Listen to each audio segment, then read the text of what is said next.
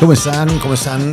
Ya estamos aquí listos en una emisión más de este podcast. Mi nombre es Eduardo Torres y ya estamos listos. Hoy vamos a hablar con una persona, un buen amigo, un personaje de aquí de Playa del Carmen, de todo Quintana Roo, bastante conocido, y que se desenvuelve en el mundo de la moda, en el mundo del vestir, muy conocido en ese ámbito, y también hace un par de años probablemente incursionando en el tema de la política, pero ya activamente. Estamos hablando de un buen amigo, Sixto Cuevas. ¿Cómo estás? Muy bien, muy buenas tardes. Gracias por la invitación.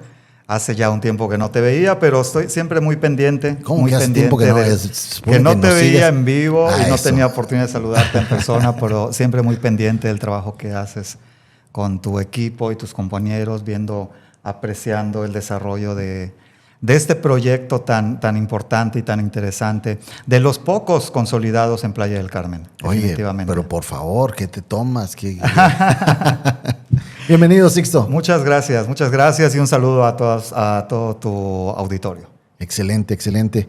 No, de verdad que ya teníamos tiempo programando y que no, sí hay que hacerlo, hay que hacer esa entrevista, y ahora con este sistema de podcast que estamos nosotros arrancando, de verdad que muchísimas gracias por acudir al llamado, que siempre lo haces. La verdad es que siempre estás muy disponible ahí, al menos para nosotros, lo tomamos muchísimo en cuenta. Muchas Sixto, gracias. Conocidísimo en el ámbito de la moda, en el ámbito de todo esto de los vestidos, y famosísimo, conocedor de mucha gente, muchísima gente te ubica, no nada más en Playa, en todo el estado y a nivel nacional. Me atrevo a decirte que también tu trabajo te precede.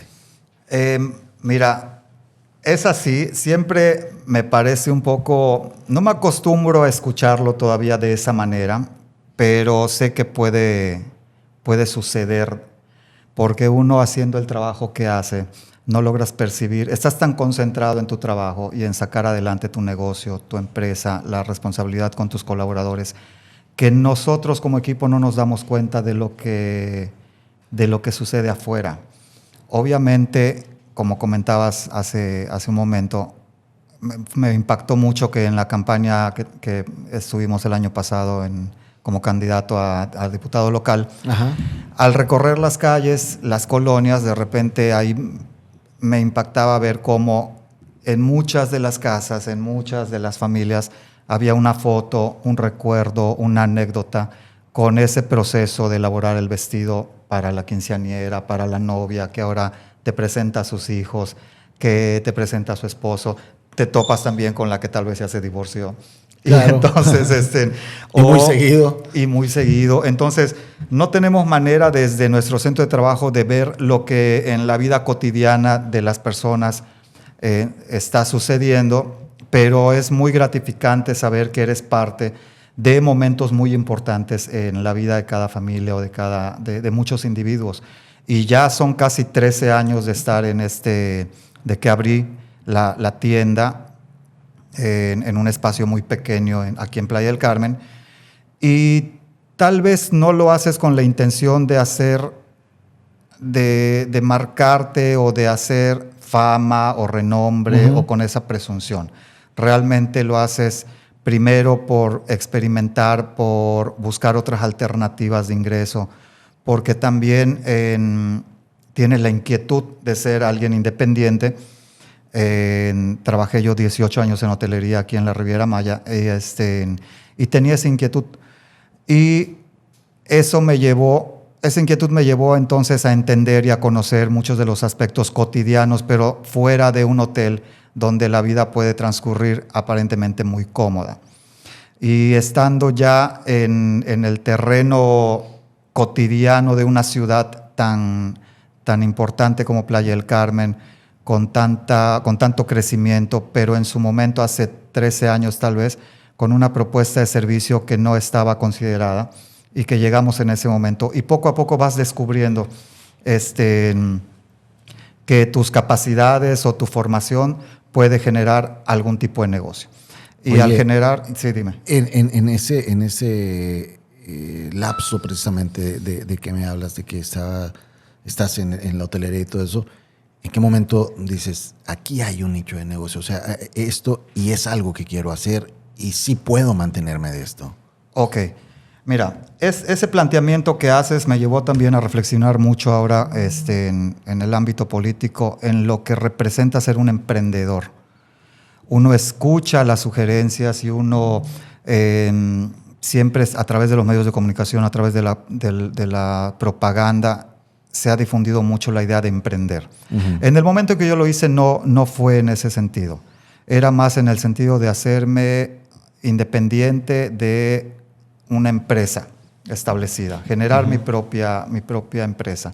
Pensando, como a muchos que han emprendido me darán la razón, pensando que al emprender te vas a liberar un poco de la carga laboral, de los horarios largos, extenuantes, y vas a obtener libertad, y es todo lo contrario. Exacto. Y a estas alturas, obviamente, ya muchos sabemos que es todo lo contrario. Lo que sucede en Quintana Roo o en el país, no sabría decirte a nivel internacional, pero es muy probable que sí, es que el emprender por sí mismo te convierte no en empresario en el sentido como se puede mencionar o atribuir, te convierte en autoempleado. Entonces, sigues trabajando mucho y seguramente trabajas más. La presión es mucho más fuerte y la libertad que pensabas o que tenías idea de conseguir cuando sales de trabajar de una empresa, te puedes dar cuenta de que no es tan así. Es complicado porque entonces te enfrentas a una situación en la que uno empieza a pensar en qué está haciendo la política y nuestros gobernantes y nuestros diputados y quienes generan las leyes, qué es lo que en realidad están haciendo para que la economía de una comunidad pueda emerger de manera mucho más justa para aquellos que deciden arriesgar el pequeño capital o gran capital que pueda tener cada quien en sus circunstancias. ¿Qué se está generando y de qué manera afecta esto? Cuando tengo oportunidad de leer o de escuchar un programa de radio o la opinión de algún especialista y escuchas que en México de cada 10 negocios que se abren, 7 van a fracasar en los primeros 2 años, impacta mucho. Y es un argumento que, aunque impacte mucho, nos preguntamos qué es lo que estamos haciendo para que este impacto no sea tan grave en materia de gente que arriesga el poco capital que tiene y por falta tal vez de información o falta de experiencia, por supuesto, y por falta sobre todo de sostén económico para poder sobrellevar los 2 primeros años de que abres un negocio sin que te veas afectado y de que te desanimes y tengas que cerrar. Entonces esas cifras son muy alarmantes y sabiendo que iba a venir contigo a platicar, leía una cifra en la que en el último censo del INEGI, Quintana Roo ocupa el primer lugar, es el estado que más negocios cierra a nivel nacional. Y cuando hablamos de Quintana Roo y los gobernantes o las figuras públicas de la política dicen de manera muy orgullosa que somos el referente turístico más importante y en el caso de Solidaridad, el ayuntamiento que más ha crecido en cuanto a gente que viene a vivir aquí, impacta porque se escucha bien, pero la realidad conlleva con muchos más problemas que hay que resolver. Se habla de, o sea, normalmente, por un lado, los gobiernos hablan de cuántos negocios se abren. Así es. Pero no te dicen cuántos se cierran. Cuántos se cierran y el estudio puntual de las causas. Por supuesto que los hay, pero estos no se dan a conocer. Queda en información y queda en estadística. Sí, de hecho se hablaba de que cada día 5 negocios se abrían. Me acuerdo de esas cifras, ¿no? Así. Decías, wow. Yo me pero acuerdo. Luego después dicen, sí, pero no te dicen las cifras de cuántos se cierran. Exactamente. Y sin conocer esto y retomando lo que me comentabas al principio del reconocimiento de la gente al trabajo que hacemos, pues fui el afortunado que de esos 10 negocios que abrieron el mismo año que yo, seguramente solamente estoy yo abierto. A nivel, en un rango de inversión mínima, ¿no? Yo abrí en una plaza que se llama Las Perlas. en la Avenida Constituyentes. Entonces esta plaza tiene alrededor de 20 locales tal vez. Cuando abrí yo, abrieron de manera simultánea otros, diferentes giros. Hoy no existe ninguno. A los 2 años de estar ahí, yo estuve ahí como 3 años y me cambié, siempre buscando un espacio más grande, siempre buscando un espacio para dar una mejor atención a la clientela, más comodidad, un mejor servicio. Pero hoy voy a Plaza Las Perlas y han desfilado negocios. Te lo pongo como ejemplo, ¿no? Así debe ser el caso de muchas plazas comerciales. Desfilan los negocios, abren, no logran sostenerse y cierran. Y ya está muy dicho a qué se debe todo esto, pero lo preocupante es que no se están buscando soluciones reales. Oye, Sixto, ya estoy seguro que platicar con el Sixto de hace 3 años ya no es el mismo Sixto de que estoy platicando ahorita. O sea, el Sixto de hace 3 años, siempre ha sido muy crítico, siempre ha sido muy observador en el teje y maneje. Pero no estabas tan ocupado o preocupado en el como en los temas de las problemáticas y ya metido en la política fuerte. ¿Quién es Sixto hoy? Mira, puede ser, estoy de acuerdo en lo que opinas. Claro, todos vamos creciendo. Claro. Ya no soy tan joven tampoco, entonces la edad te permite observar muchas circunstancias por las que vas atravesando en la vida. Y eso hace que te vuelvas también en algún momento más reflexivo. 2 o 3 años es justamente donde creo que muchas de las personas nos pudimos haber vuelto mucho más reflexivos y tal vez más demandantes a nuestras autoridades, es justo a partir de la pandemia que atravesamos.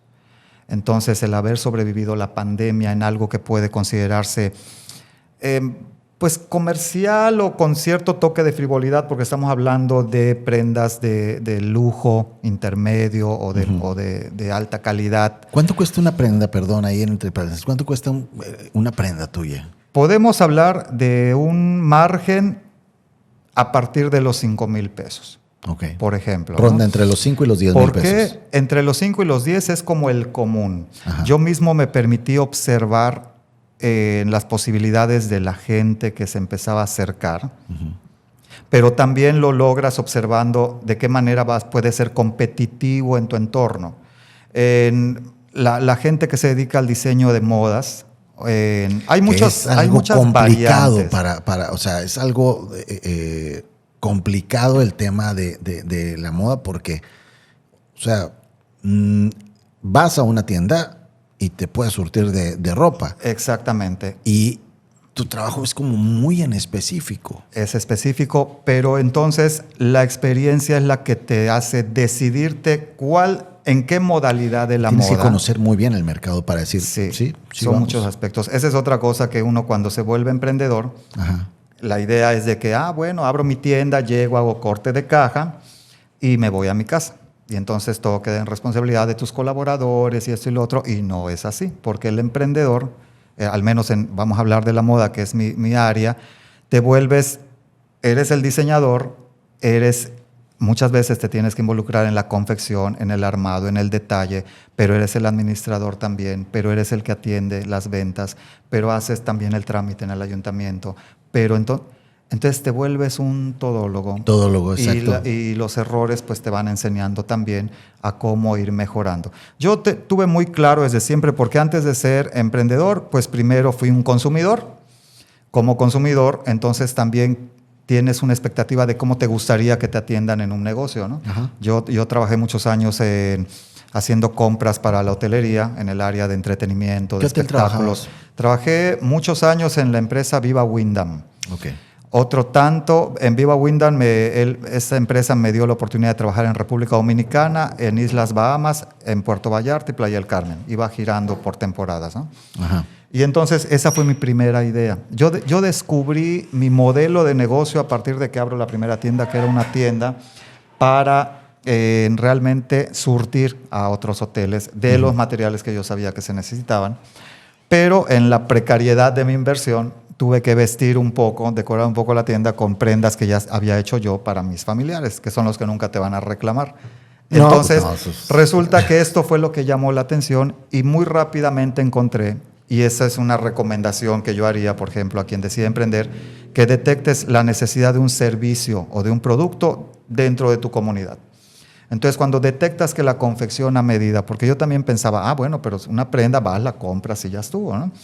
Y no, resulta que la gente es muy específica con su gusto, con lo que quiere y sobre todo lo que más traté de dar y le seguimos dando a la clientela es la experiencia de un servicio muy personalizado, hecho a medida, con detalles hechos a mano, cuidando mucho la calidad de los materiales. Trabajamos con proveedores muy buenos de todo el país, con productos importados y todo eso. Se escucha como algo que tal vez hay gente que no le tenga ningún tipo de aprecio a este tipo de trabajo. Es muy cuestionado también, porque si aquí estamos en un rango entre 5 y 10 mil pesos, hasta los 45 o 50 mil, se escucha interesante, se escucha atractivo, pero pues no es ese dinero que te entra como utilidad. Claro. Porque a más costo tenga el vestido, más es el costo del material y más es el tiempo de elaboración. Entonces, y más personas participan. Más personas participan y más complicado es el proceso. Y y el tiempo se traduce en costo. Claro. Porque es así y eso está establecido así. Lo lamentable de esto es que el pyme o el empresario o el emprendedor tiene muy poca oportunidad de crecer debido a que no es fácil sostener tus gastos diarios, semanales, quincenales o mensuales, porque no hay programas ni tampoco no es fácil acceder a tener un capital que te respalde en el banco. Fíjate que en ese sentido, digo, ya que estamos mezclando lo político, sí, tu profesión y lo que hace falta precisamente para apoyar a los pymes, es importantísimo que cuando alguien está en el gobierno, alguien está en una posición de gobierno y donde se toman decisiones, cuando esta persona ha tenido una empresa, es muy distinto a cuando solamente ha estado en cargos públicos. Claro. La toma de decisiones es totalmente distinta. Porque desde un escritorio puedes decir, hacer y deshacer y creer que estás sacando las mejores promociones y apoyos y todo lo que quieras. Pero cuando has tenido una empresa, cuando la has sufrido, cuando sabes lo que cuesta, cuando sabes qué es lo que se está batallando, cuando sabes lo que es pagar una nómina, es muy distinto. Y yo creo que ahí hay una gran diferencia precisamente en las personas que llegan a tomar decisiones cuando realmente han tenido un negocio. Exactamente. Eso que dices es de verdad muy cierto y lo reflexionaba también. La gente sobre todo el burócrata, quien ha vivido del servicio público, no tiene manera de entender realmente la realidad que se vive en lo cotidiano con los emprendedores o con las pymes o con los MIPYMES. No tiene manera. ¿Por qué? Porque no es que no tenga un valor su trabajo, porque técnicamente seguramente hay muchas cosas de la administración pública que son muy importantes y que se considera mucho la capacidad de las personas. Pero a nivel político, aquel que me pasaba, yo tenía un conflicto de ir a platicar con la gente de la Coparmex, ¿no? Por ejemplo, ¿no? Que se atribuyen. Yo les planteaba cuál es el hecho de todas estas asociaciones y todas estas organizaciones y organismos que se generaron en el caso de la Coparmex hace 100 años y cuál es la realidad que ha cambiado a partir de hace un siglo, cuál es la razón de que existan. Si cada vez escuchamos que hace muy poco todavía estaba el tema en los medios de comunicación de la falta de reparto de utilidades de las grandes empresas. Claro. Entonces, el país se ha desarrollado ahí le doy un poco la razón a este término que no estábamos acostumbrados, que es al famoso neoliberalismo, ¿no? Entonces, cuando el gobierno se pone al servicio de los grandes capitales, no del capital, de los grandes capitales, y las leyes se generan y se regulan y se establecen para beneficiar o para permitir que grandes empresas, en el caso de la Riviera Maya, de financiamiento extranjero, vengan a operar y a explotar los recursos del Estado, es porque la ley se los permite hacer. Y el tema de la falta de reparto de utilidades, que no es común que lo entendamos, porque claro que la camarista te dice, pero si yo veo que el hotel está lleno, ¿por qué me dan 300 pesos de utilidades? Nuestro entendimiento normal es ese. Si el hotel está lleno, lo traduzco en que hay buena derrama económica. Lo que no les dicen a nadie es que el gran porcentaje de ventas de un hotel, que es las noches de hospedaje, se cobran en Europa o en el país del que sea origen la empresa. Eso no se cobra en el país. Entonces, eso, y de manera perfectamente legal, es algo que no tiene que reportar el empresario en la normatividad nacional. Claro. Entonces, por supuesto que los 300 pesos que te dieron de utilidades, eso es lo que corresponde, porque el hotelero opera con las amenidades que venden dentro del territorio, o las cosas extras que se venden o que el turista compra dentro del país. Yo creo que en ese... Pero ¿quién tiene que regular esto? Pues lo tiene que regular los legisladores que generan... Bueno, sí, y luego te topas con que están ahí los sindicatos que lejos de defender, pues es una carga más. Es una carga más. Una carga impositiva más para los trabajadores. Sí, los sindicatos de trabajadores están para cuidar que la masa de empleados no se alborote, no reclame. Y les va muy bien siendo representantes sindicales de cada hotel, porque entonces es el mediador. Da para tener hasta cargos públicos. Claro, imagínate. Entonces sí. Es lamentable, la hotelería all inclusive, que es este concepto que prevalece en la Riviera Maya, se mantiene como al margen de lo que sucede, no habla, no hace escándalos, nada de eso.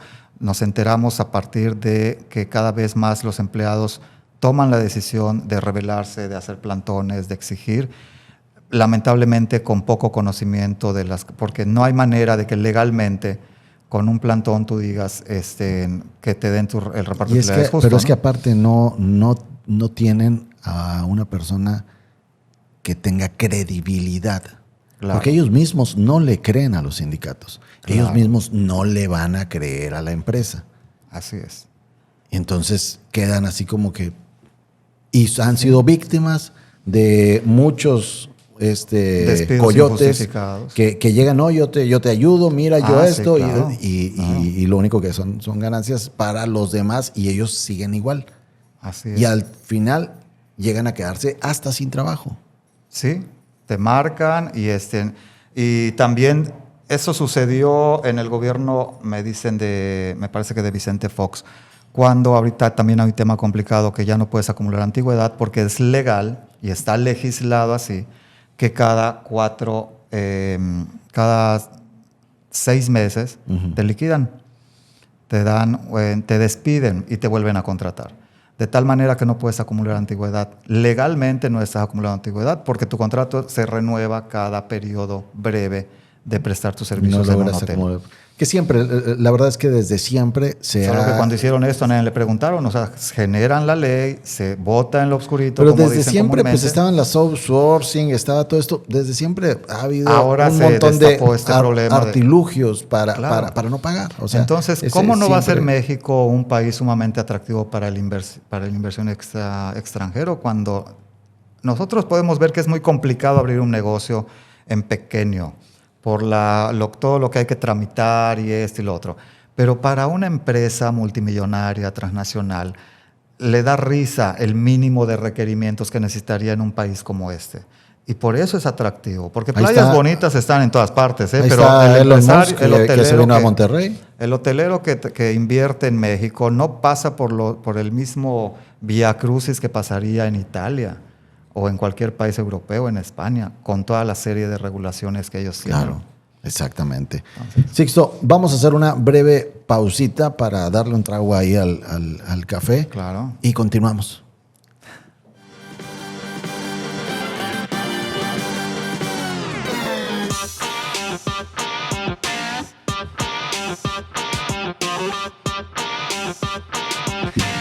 Bien, continuamos.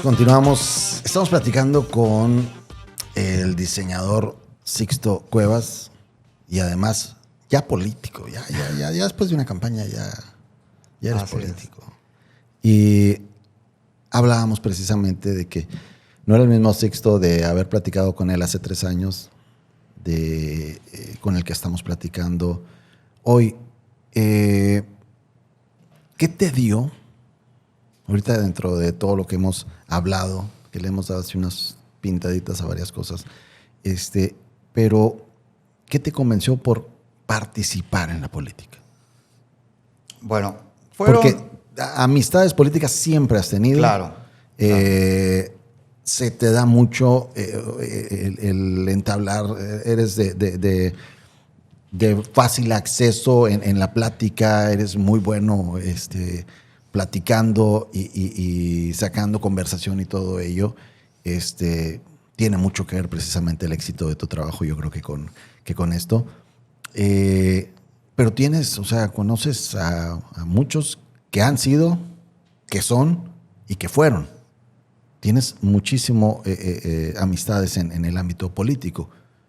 Y el decidirte a participar conlleva también un riesgo porque haces una selección. Cuando pues estabas bien, podías tener rojo, verde, azules, amarillos, todos. Pero querámoslo o no, ya te debes de haber topado con que cuando haces la selección de decir, yo voy a estar en este lado, ya no a todos les parece. Así es. Podría decirte, Eduardo, que muchos aspectos en mi vida han sido circunstanciales. Uh-huh. No es sugerir que sea un modelo de vida idóneo, ¿no? O sea, cada quien es responsable de las decisiones que toma, definitivamente. Pero si me veo en el ámbito de la política, cómo sucedió todo esto, también fue circunstancial. No, siempre consideré, precisamente por tantos conocidos, amigos, en las empresas privadas también se gesta la política, uh-huh. Se genera política, y sin pretenderlo resultaba que muchas veces era quien elegían como la voz para ir a establecer un planteamiento, a hacer una demanda, a plantear un modelo diferente de trabajo. Muchas veces se dio esta circunstancia en los equipos de hotelería donde yo trabajaba. Y me gustaba hacerlo. Me gustaba hacerlo, ¿por qué? Porque de esta manera yo veía que se lograba una mejoría, un mejor ambiente, o algo que se pretendía siempre para bien, ¿no? Pero no sabes que eso es hacer política, lo estás haciendo porque estás en tu entorno laboral. Pero además algo, ahí perdón que te interrumpa, algo que te caracteriza, creo yo, eres muy honesto en tus comentarios. O sea, recuerdo varias ocasiones o incluso cuando nos conocimos, me hiciste observaciones, pero sin pelos en la lengua. Oye, muy bien tu noticiero, muy padre, esto, otro, pero no me gusta esto y esto otro, y esto que está, y no es... Ok, mucho gusto, Sixto, sí, gracias. O sea, mira, eres, honesto en tus... Y eso no cualquiera. También es algo que tal vez por la formación familiar de cada individuo sucede en el ser humano. Uno decide uh-huh. qué valores tomar y qué valores promover sin presunción. Porque cuando algo que te ayuda mucho es servirle al público. Y el servicio lo puedes aplicar en todos los aspectos de la vida y en cualquier tipo de empresa y en cualquier tipo de negocio. Y no es con el afán de vender un producto o de obtener algo a cambio. El planteamiento del servicio es muy claro. Alguien requiere un servicio y hay opciones que te lo ofrecen, y siempre hay que ser muy honesto con el cliente en muchos aspectos de lo que te estén encargando. Entonces, la honestidad definitivamente no, hasta ahora que me lo dices, no había reparado en ese sentido, pero si es así, pues qué bueno, ¿no? Porque hay que hablarle a la gente siempre con la verdad, en todos los aspectos de la vida. Muchas veces pensamos que la política no nos atañe, no nos afecta. Claro que hay gente que ve raro que un diseñador de modas de repente esté involucrado en la política, y observando esto, pues es también parte de que la política es ante todo democracia, definitivamente, y es muy democrático que el ciudadano común, el empresario, grande o pequeño, decide en algún momento participar en la política porque piensa que tiene algo que aportar. Ajá. Y en el caso personal, y en lo que me preguntabas cómo se da esta situación, pues sí, precisamente un poco cansado y viendo que era mentira y que todo era un escenario montado, cuando empiezo a muchos de mis clientes, que no voy a mencionar quiénes, los empiezo a observar en su desarrollo político y empiezo a ver que se trata nada más de una apariencia. Claro. Que los intereses están definitivamente dirigidos hacia otros rubros de sus economías personales o de sus intereses muy personales o de sus compromisos adquiridos y no realmente en general política. Y lo vemos en cada campaña. Ahorita me llama la atención, pero me llamó la atención desde... Puedo marcar a Carlos Joaquín como el detonante. Uh-huh. Yo voté por Carlos Joaquín en su momento porque veníamos de un gobierno desastroso como el de Roberto Borge. ¿Te arrepientes? Claro, por supuesto. Por supuesto, porque él como figura política y como líder y como candidato en su momento sí logró emocionarme y sí logró transmitirme una intención que parecía muy buena en todos los sentidos. Ya cuando vi el desastre en el que se convirtió el Estado y que todo lo que dijo no sucedió, y puedo ser hasta muy puntual, porque cuando él mencionaba a los artesanos de Ixpichil, de Carrillo Puerto, de las comunidades, yo ya veía como diseñador problemáticas a resolver en estos sectores de la población. Okay. Y yo dije, qué bueno que llegó alguien que entonces sí. Y esto no sucedió. No sucedió y entonces me empiezo a ir un poco más atrás de las administraciones. Yo crecí en este estado desde la primera administración, que es la de Martínez Ross. Entonces, ya como adulto, a los 18 años empiezas, cuando ya votas, cuando ya tienes que decidirte y le empiezas a prestar atención un poco a las candidaturas, si nos vamos a esos periodos por los que yo he votado, pues vemos que no ha pasado nada, que no ha cambiado nada, que el discurso sigue siendo exactamente el mismo discurso. Y si lo queremos llevar al mundo en el que me desarrollo, que es la moda, que mucha gente podría decir que tiene que ver, sí tiene que ver, porque ahí están las artesanas nuevamente escuchando el mismo discurso ahora de la gobernadora en turno, que las va a sacar adelante a partir de un desfile de modas o de un programa de apoyo o de que te voy a dar un incentivo o ¿cómo se dice? O un apoyo económico para que eches a andar tu negocio. Y todo esto, cuando me invitaban a los informes, pues yo lo veía en video, clásico formato ahora de informe de gobierno, y yo veía que entonces eso era un montaje que parece que te están ayudando porque graban la escena donde te están entregando la máquina, donde están entregando el apoyo, pero la circunstancia de la artesana como actividad económica no logra despuntar, porque nadie les ha dicho con honestidad que su producto carece de calidad competitiva con el resto de los productos alternativos que hay en ese estilo de prendas, por ejemplo. Nadie se los está diciendo. Y te puedes escuchar casi como un villano cuando les dices que tu producto no es competitivo, pero esa es la realidad. Entonces, cuando Mara Lezama se pone su terno mal puesto y se placea con estas prendas y todo eso, yo te aseguro que lo primero que hace cuando llega a su hotel es quitárselo. ¿Por qué? Me preguntaban el otro, porque las mismas damas voluntarias o funcionarias de ese desarrollo económico que visitan estas comunidades reconocen que es difícil utilizar estas prendas por características de materiales con los que están confeccionados, por decírtelo así muy técnicamente. Okay. No compites y entonces cuando viene, todos dan como por una solución el hecho de que hayan grandes hoteles, que todos los hoteles tienen boutiques, y lo que necesitan nuestras artesanas es un acompañamiento mucho más puntual, no solo en materia de confección, sino en materia de diseño. Y entonces me empieza a afectar.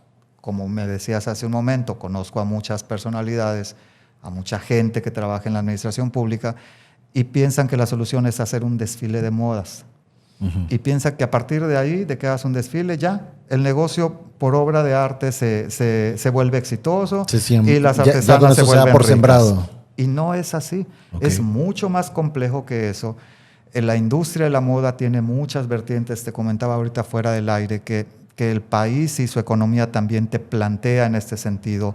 No lo que le pueden decir a un estudiante, que ahora ya hay la carrera de licenciatura en diseño de moda, yo no la estudié, que te dicen, como ya eres licenciado en alta costura, entonces ya puedes cobrar mucho por tu prenda, y no es así, porque en qué momento puedes adquirir la destreza y la sapiencia y la calidad extrema que tiene que tener una es muy parecido con la costura, cocina, ¿no? O sea, no porque salgas de chef ya significa que ya vas a poder cobrar lo que tú quieras. En todos los oficios. El diseño puedes verlo como un oficio. Entonces ahorita comentábamos que a nivel industria de la moda, como se quiere pretender en el Estado con nuestros artesanos tan importantes, cuando tú logras entonces una prenda de calidad en cuanto a la confección, al armado, a los estándares a los que un turista pudiera estar acostumbrado, ¿cómo compites con el bajo precio de las prendas que vienen de Asia, ¿no? Entonces, tienes que hacer tu producto mucho más selecto para justificar su costo. Y de ahí, ¿cómo lo comercializas? Porque dicen, ay, con tanta boutique que hay en los hoteles. Sí, pero los hoteles les han permitido establecer sistemas de compra que castigan al proveedor. Porque un hotelero se permite decirte que si quieres vender en su tienda, tienes que aguantarle 30, 60 o 90 días de crédito. Eso los mata. Entonces, a cualquiera. A un pequeño. A cualquiera, sí. Y al artesano, pero también al agricultor. Y también al que vende pescado y también al que vende limones. O sea, afecta a todos. Y nadie se ha sentado con los hoteleros a decirles, al menos en el estado de Quintana Roo, para que tú puedas operar con tu hotel de 1,500 habitaciones, te condiciono para que una parte de tu consumo se genere acá, pero que máximo en 30 días pagues al proveedor. Ese tipo de cosas se tienen que hacer de manera así, casi agarrar de la mano al productor y del otro lado al empresario. Con toda la tolería que hay, con toda la industria que hay en Quintana Roo, sería para que no hubiera... para que aquí mismo hubiera muchísima consumo de muchas cosas que requieren los hoteles. Sí, no se les podría dar abasto por muchas cosas que no se siembran aquí, que no se producen aquí, pero al menos sí garantizar el consumo de todo lo que se produce aquí pero mismo. Acuérdate que hay una máxima en la producción que es a mayor, para dar un mejor precio tienes que producir más, y eso hace que el precio sea más atractivo para el comprador, y entonces el productor en Quintana Roo, el que va a empezar a pequeña escala, no puede ofertar a un precio más atractivo para el hotelero, que al final está haciendo un negocio. El hotelero no está haciendo una labor social. Y entonces, ¿quién entiende al hotelero entonces? Porque eso reclamarán seguramente las asociaciones, de que por comprarle al productor quintanarroense lo tenga que pagar más caro. No le dan sus números. O le quita utilidad de lo que está acostumbrado a ganar. O el hecho de que nada más opere con amenidades que vende dentro del Estado y el principal ingreso, que es la renta de habitaciones, se quede en Europa, pues ¿cómo maneja el dinero aquí dentro de México para comprarle al productor local?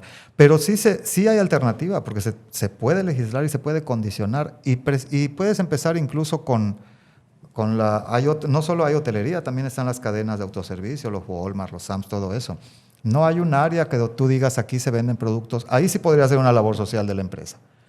Destinar un anaquel donde solo se exhiban productos quintanarroenses. Claro. Pero eso sí, y eso es, no estoy victimizando al productor quintanarroense, porque también mira que hay productores quintanarroenses que quieren que se lo den peladito ahí en la boca. Tampoco es así. Porque también hay una cuestión, a mí me ha pasado con el aspecto artesanal, que claro que hay un interés de muchas clientas de los bordados y de los textiles de la zona maya, pero no hay una formación en la que sean responsables de entregarte en tiempo y forma los artículos que les pides. Y eso te mete a ti como productor o como diseñador en un problema con tu cliente, porque entonces dependes de que no haya una fiesta. Ahí están los usos y costumbres, de que no haya fiesta en el pueblo porque ese día no se trabaja, y entonces no se cumplen con con los compromisos. Y Con le la pasa demanda. con la demanda. No se cumple porque no estamos todavía formados con ese grado de responsabilidad. Pero al gobierno le encanta decir que está resolviendo la vida de los artesanos y entonces mandan a las expos a Europa, a las artesanas para que se conmuevan, pero de todas maneras no van a comprar. Bueno, los compran ahí. Se conmueven los que visitan las expos, pero no compran. O sea, se está haciendo mal. Claro, por supuesto que se está haciendo mal. No mal, re mal. Ok. Entonces es nuevamente cuando llega entonces la 4T al estado de Quintana Roo, pues no hay 4T porque tú ves a esta señora gobernadora haciendo exactamente el mismo formato de evento, toma de protesta, el placeo, comiéndose un saborín. O sea, cuando yo veo estas cosas, pues claro que indignan, pero me indignan como ciudadano, no como diseñador de modas. Me indignan como ciudadano y yo creo que le indigna a mucha gente, ¿no? Cuando tú ves una imagen viendo a un funcionario comiendo una paleta, piensa que le está haciendo un favor al paletero. El paletero creo que no entiende para qué es la foto, si él de todas maneras se tiene que regresar a la precariedad de su vida en la que se ve obligado a tener que vender paletas bajo este sol y ese tipo de circunstancias. ¿Quién te dice que la bordadora quiere ser bordadora hasta que se muera? Es bordadora porque no tuvo otra oportunidad, ni otra cosa, ni otro oficio, ni tuvo acceso a mejor educación, ni tuvo acceso a un desarrollo en otros sentidos, en otros aspectos de la vida. Es bordadora hoy porque le permite sobrevivir con un arte, con una labor, dentro de la circunstancia precaria en la que vive y en la que ha vivido siempre en estas comunidades, a las que no llega y no termina de llegar el desarrollo. Que con el Tren Maya se va a detonar todo y que con el Tren Maya se va a reactivar la economía. Con el Tren Maya nada más vas a vender más palanganas para que vendan más panuchos. Como es cuando te paras en el ADO y las venteras se acercan a venderte los antojitos muy ricos porque es la opción que tienen. Y no hace mucho esta señora decía en la conferencia mañanera que vamos a hacer mercaditos. O sea, sigues con el concepto poquitero de decir un mercadito porque se ven muy bonitos con sus antojitos y sus artesanías y sus cosas.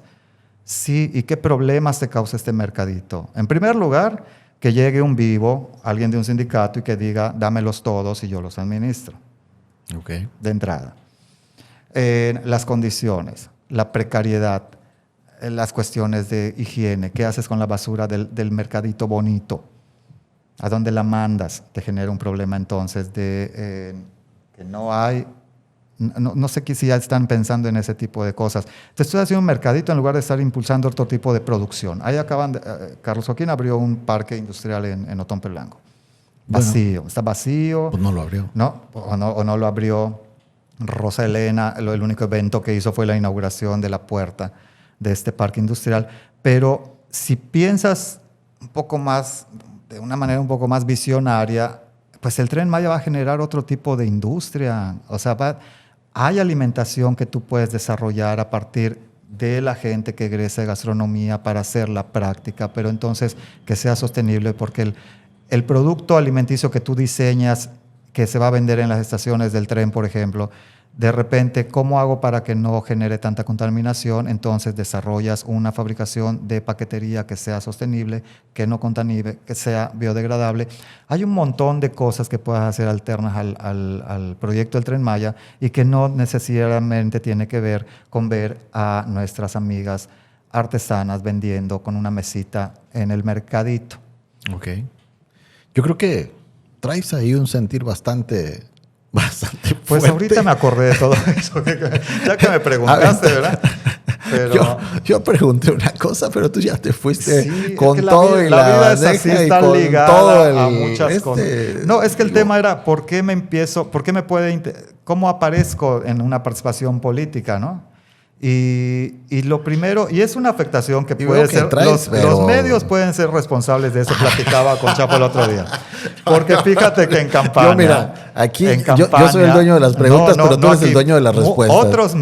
Otros medios, tal vez en la falta de decir, de no tener que decir, entonces, cuando surgen los nuevos candidatos de un proceso electoral, empiezan ellos mismos a tratar de justificar quién es la fulana, el fulano, el candidato, la candidata, y que, pues es que es doctor en economía, es que fue presidenta de tal asociación, es que no sé cuánto. ¿Y cómo me traduces eso?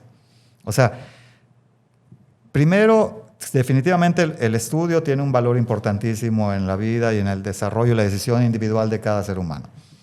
Pero no puede ser solamente esa la condicionante. Haber estudiado administración de empresas gubernamentales no tiene que ser un requisito.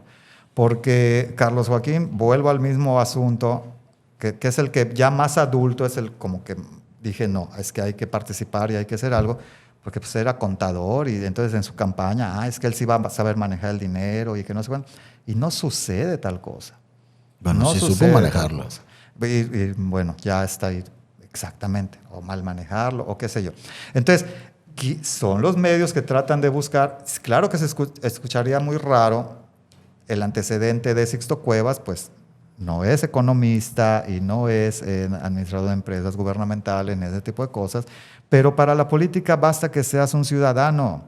Y por eso, porque me preguntabas también, perdón, es que sí me fui por otra parte, ¿por qué decido por Movimiento Ciudadano? Yo realmente... Mira que yo Movimiento Ciudadano ni lo mencioné. Ni lo mencionaste, no. O me decidí por una plataforma, ¿no? Sí, o por un partido en ¿Qué especial. es Movimiento Ciudadano? ¿Qué es Movimiento Ciudadano? Porque no, ya decepcionado de los partidos, entonces me empecé a fijar en los personajes y yo me acuerdo que estuvo en la primera campaña gobernador del senador José Luis Pech. Y entonces cuando yo escucho su campaña en redes, a mí me resuena y me parece que tiene planteamientos interesantes, me parece que hay una experiencia de por medio, muchas cosas, y yo mismo me contacto con el senador para saludarlo, voté por él, por supuesto. Y luego se da la ocasión de conocerlo personalmente y empiezo un acompañamiento como enlace aquí en Solidaridad, en Playa del Carmen, del senador José Luis Pech, cuando viene, luego viene este proceso del año pasado y pues por los movimientos que tú más que nada conoces, él termina siendo el candidato por Movimiento Ciudadano y quienes vemos en él un líder y un político honesto que compartimos su manera de pensar, su experiencia, conocimiento, no soy yo el que tiene una experiencia, soy yo el que quiere acercarse a la gente que tiene experiencia. ¿No tienes miedo de que, así como con Carlos, te defraude? No. Yo, de hecho, cuando voté está la posibilidad siempre, ¿no? Pero mientras más lo trato, creo que lo único que está ganando en este sentido soy yo y estoy ganando en aprendizaje. Okay. Estar cerca de personajes así, sí, definitivamente. Y de muchos otros que ahora el otro día tuve oportunidad de platicar, desayunar con Ivonne Ortega Pacheco, por ejemplo.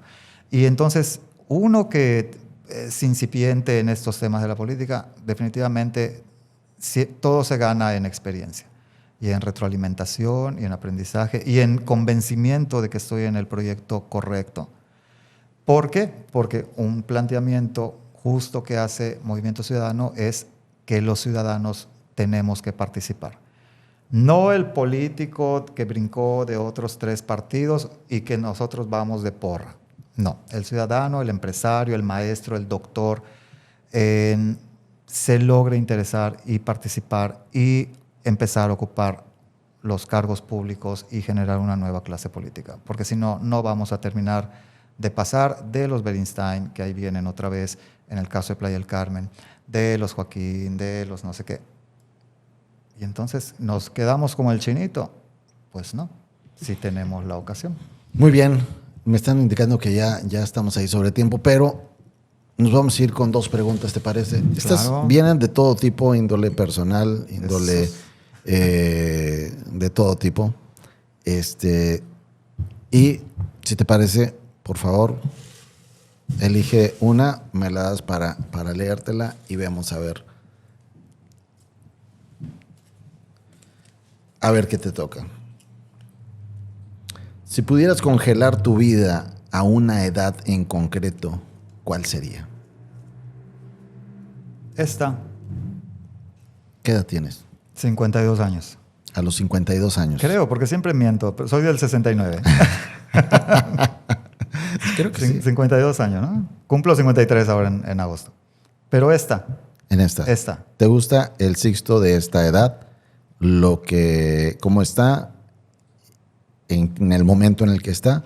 Claro, claro que me gusta, aún con todos los retos y con todas las decepciones y con todo el nerviosismo que implica estar al frente de una pequeña empresa.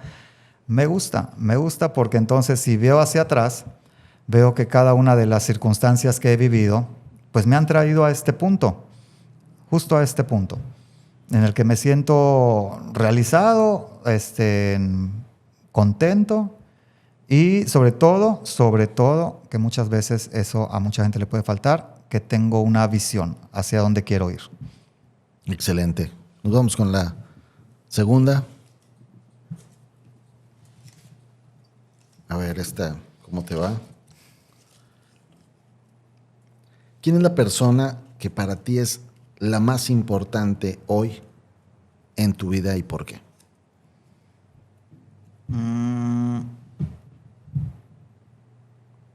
Mira, es que la importancia se puede medir en diferentes aspectos. La más importante en este momento es la clienta que se está probando un vestido en mi tienda. En eso está ocupada mi energía, en eso está ocupada mi atención. Entonces, pero ella se traduce en muchas personas. Okay. ¿Qué va a hacer mañana? ¿Qué va a hacer mañana? No tengo la idea romántica de que te vaya a decir Sor Juana Inés de la Cruz o Miguel. No, yo. O un familiar o alguien. La familia es parte de ese todo, ¿no? O sea, pero me gusta vivir el presente. Okay. Si mañana a algún familiar le sucede algo, entonces se va a convertir en la persona más importante. No puedo arrastrar la vida de otros personajes famosos o de lo que sea hacia dónde van dirigidas esas preguntas, ¿no? O sea, ¿en quién te inspiras? ¿En quién es? No sucede. No sucede. Ya por último, ¿cuántos años tienes de radicar en Playa del Carmen? En Playa del Carmen llegué en 1998. Okay. En septiembre de 1998, invitado a trabajar por esta empresa y me quedé. Ya son 20 ¿De dónde eres originario? Años. De Chetumal. De Chetumal. De Chetumal, Quintana Roo. Soy quintanarroense. Llegamos de familia yucateca. Mi papá fue funcionario de la primera administración pública. Fue lo que sería el secretario de Obras Públicas. Okay. En el primer gobierno de Jesús Martínez Ross. Yo tenía 5 o 6 años cuando llegué a Chetumal.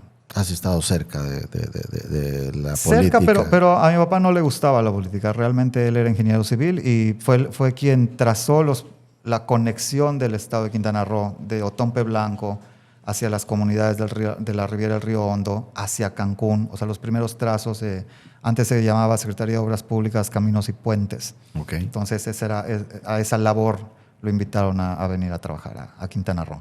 Y he estado muy cerca de mi mamá, porque soy de los 3 más chicos, somos 7. Y yo ahí, viendo a mi mamá, aprendí el trabajo del voluntarismo. Mi mamá fue siempre dama voluntaria de muchas primeras damas. Y a nosotros nos tocaba ir de acompañantes, porque no había con quién dejarnos. Y entonces la acompañábamos y apreciaba mucho el trabajo que hacía ella. Me sensibilizó mucho de la gente que necesita más. Excelente. Sixto, muchísimas gracias. Gracias a ti, Eduardo, y un saludo y de verdad muy agradecido de haber podido saludarte personalmente. Excelente, muchísimas gracias. Gracias a usted. Y esto fue un episodio más del podcast Eduardo Torres. Gracias. Listo.